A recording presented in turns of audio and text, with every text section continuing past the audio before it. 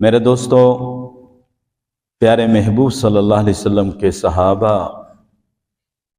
یہ ہمارے حقیقی محسن ہیں، جنہوں نے پیارے محبوب صلی اللہ علیہ وسلم سے حاصل کیا ہوا دین دنیا کے کونے کونے تک پہنچایا،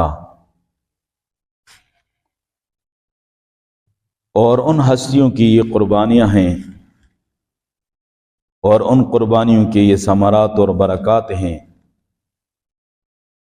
کہ آج اس یہ گزرے دور میں بھی مسلمان ہر جگہ موجود ہیں، دنیا کے کونے کونے میں موجود ہیں، اور ہم آج اس مسجد میں نماز جمعہ کی ادائیگی کے لیے یہاں جو جمع ہیں، یہ بھی ان ہستیوں کی برکات ہیں، ان کی محنتیں ہیں۔ اگر وہ حضرات یہ دین ہم تک نہ پہنچاتے تو نہ جانے ہم کس گرجے میں ہوتے، کس مندر میں ہوتے، کس حالت میں ہوتے۔ یہ ان کا عظیم احسان ہے اس امت پر، اور اللہ نے جنہیں چن لیا پیارے محبوب صلی اللہ علیہ وسلم کی صحبت کے لیے، رفاقت کے لیے، اور اللہ کے پیارے محبوب صلی اللہ علیہ وسلم نے فرمایا ان اللہ اختارنی، بے شک اللہ نے مجھے چن لیا نبوت اور رسالت کے لیے، واختار علی اصحابی، اور میرے لیے میرے صحابہ اکرام کو چن لیا اور منتخب فرما لیا۔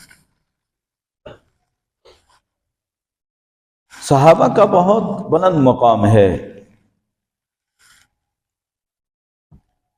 اور بہت بلند شان ہے۔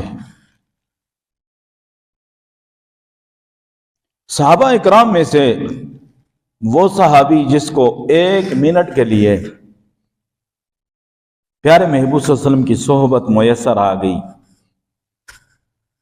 جس نے کلمے کا اقرار کر لیا دوسرے لفظوں میں، اور مدینے والے کا دیدار کر لیا ایک منٹ کے لیے، بے شک اس کا مقام بہت بلند ہو گیا۔ اگرچہ وہ ایک نماز بھی نہ پڑھ سکا ہو ابھی، اور وہ ماہ رمضان کے روزے بھی نہ رکھ سکا ہو، اور وہ حج کی سعادت بھی نہ حاصل کر سکا ہو، اور پیارے محبوب کی معیت میں وہ جہاد جیسا عظیم عمل بھی ابھی تک سر انجام نہ دے سکا ہو، لیکن کلمے کے اقرار اور پیارے محبوب کا دیدار اس کو نصیب ہو گیا ہے، اور ایک منٹ کے لیے بھی ہو گیا ہے، تو اس کی شان بلند ہو گئی، اس کا مقام بلند ہو گیا، اور اس کا مقام اتنا بلند ہوا کہ ساری دنیا کے صلحاء، ساری دنیا کے اولیاء، ساری دنیا کے قطب ابدال اکٹھے ہو جائیں، ان سب کی شان بلند ہے، ان سب کا مقام بلند ہے، ان کی عظمتوں کو ہم سلام پیش کرتے ہیں، لیکن یہ عظیم ہستیاں ساری اکٹھی ہو جائے، ساری دنیا کے اولیاء اکٹھے ہو جائیں، قطب ابدال اور غوث اکٹھے ہو جائیں، صلحاء اکٹھے ہو جائیں، تو وہ ایک منٹ کا جو صحابی ہے اس کے مقام تک نہیں پہنچ سکتے۔ جس کو ایک منٹ کے لیے پیارے محبوب کا ایمان کی حالت میں دیدار نصیب ہو گیا، تو یہ ساری ہستیاں اپنی عظمتوں، فضیلتوں کے باوجود اس ایک منٹ کے صحابی کی شان کو اور مقام کو نہیں پا سکتے، اور اس مقام تک نہیں پہنچ سکتے جو مقام اللہ نے اس صحابی کو عطا کر دیا ہے۔ یہ عظیم ہستیاں، یہ اللہ کے دوست ہیں، یہ اللہ کے پیارے ہیں، اللہ نے ان کو بڑی عظمتیں عطا کی، بڑی فضیلتیں عطا کی، بڑی شان عطا کی، اور ان کی عظمتوں کو ہم سلام پیش کرتے ہیں، لیکن یہ ہستیاں وہ آنکھیں کہاں سے لائیں گے جن آنکھوں سے اس صحابی نے یا صحابہ نے پیارے محبوب کا دیدار کیا ہے؟ وہ کان کہاں سے لائیں گے جن کانوں سے پیارے محبوب کے ارشادات انہوں نے سنے؟ وہ ہاتھ کہاں سے لائیں گے جن ہاتھوں سے انہوں نے پیارے محبوب سے مصافحہ کیا؟ وہ نمازی کہاں سے لائیں گے جو نمازی انہوں نے پیارے محبوب کی اقتداء میں ادا کی؟ وہ جہاد والا عمل کہاں سے لائیں گے جو پیارے محبوب کی معیت اور رفاقت میں انہوں نے وہ عظیم عمل سر انجام دیا؟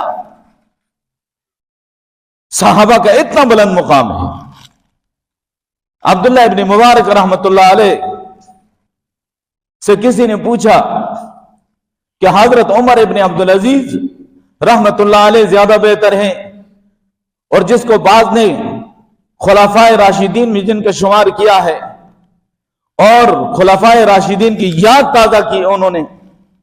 اور اللہ نے بڑا مقام عطا کیا اور بڑی شان عطا کی اور عدل انصاف والی حکومت اللہ نے عطا کی، تو ان کی فضیلت کو دیکھ کر اس شخص نے عبداللہ ابن مبارک سے پوچھا کہ عمر ابن عبدالعزیز زیادہ بہتر ہے یا حضرت امیر معاویہ رضی اللہ تعالیٰ عنہ زیادہ بہتر ہے؟ عبداللہ ابن مبارک رحمت اللہ علیہ جلال میں آگئے اور فرمایا کہ رب کعبہ کی قسم، امیر معاویہ رضی اللہ تعالیٰ عنہ جس گھوڑے پہ سوار ہو کر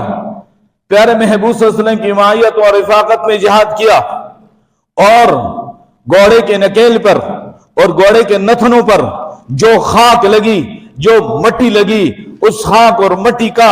ایک عمر ابن عبدالعزیز نہیں، ہزاروں عمر ابن عبدالعزیز مقابلہ نہیں کر سکتے۔ یہ شان ہے، یہ مقام ہے صحابہ کا۔